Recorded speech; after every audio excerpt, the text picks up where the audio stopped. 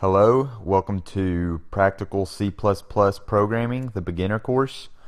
My name is Zach, and in this tutorial we will be discussing for loops.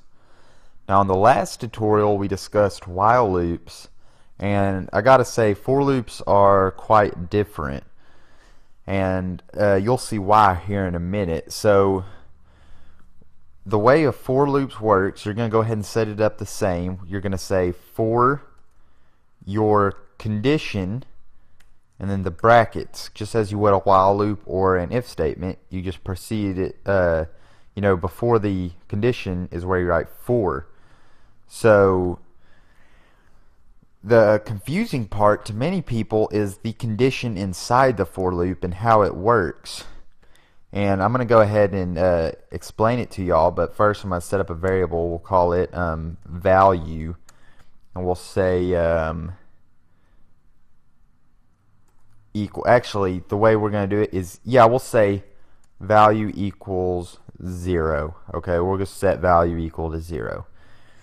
And then here in the for loop, we're going to declare an integer called index, and we're going to set it equal to 0. Okay, and then put a semicolon. Now just stick with me for a second, because I know right now you're thinking, what, that right there, you're declaring something in a condition. Well, this is not the whole condition. This is only 1/3 of the condition. So after you declare your variable int index equals to 0, we're going to say index less than 10, and then we'll say index plus plus. Now I want you to sit here and breathe this in for a second, because I know it looks complicated, especially if this is your first time ever looking at a for loop.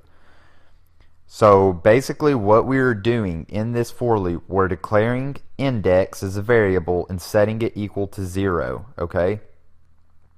And then we're saying this right here is basically our condition, is what I would call the condition, aside from these other two. This middle part says do this while loop as long as index is less than 10.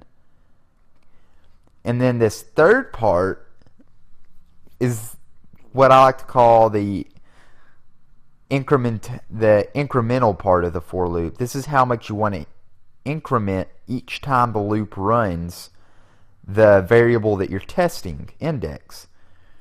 And I mentioned earlier in the last tutorial, I believe, that minus equals was the same thing as saying index equals index minus 1.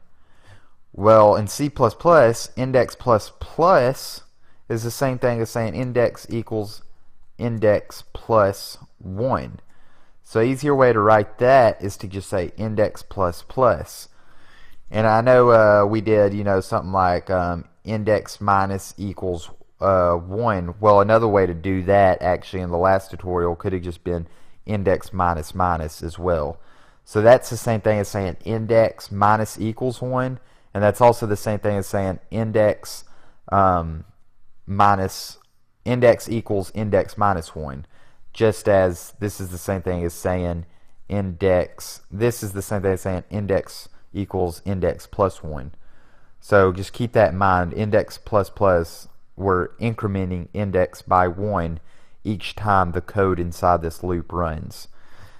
And what I want to do is I want to say cout value indel. And what we'll do is we'll actually add 5 to value each time. So if we run this, you'll see we get 0, 5, 10, all the way up to 45, because this code is ran all the way until index equals 10, and each time this for loop is ran, index is getting incremented by 1. And when index equals 10, that means index is no longer less than 10, and the for loop jumps down here to return 0, and you get process return 0. So just to kind of show you a little bit more about it, let me actually take out value. We're going to output index is what we'll do instead. And you can actually see what happens to index throughout the for loop. We're going to hit run. Let me get rid of this real quick because it was still open. We're going to hit run. And you can see what happens to index as it goes through the loop. It goes from 0 all the way up to 9, and then the loop ends. So I want you to practice with this for loop, see how you can do different counting exercises and kind of cycle through numbers with this for loop. And you know, even try changing this operator to index maybe greater than 10 and see how that changes it. You know, because obviously if we ran this right now, it wouldn't even run. It would just return because index starts at 0. So index is never actually greater than 10, so this code never runs. And also I want you to try, you know, obviously we declared index right here, but what if we just said index equals to 0 and we changed this value? We said index right here equals 0. Or we just said int index. Then we don't have to put int right here. We can just write index and we can actually declare it like that. So there's different ways you can kind of, I guess, declare this for loop.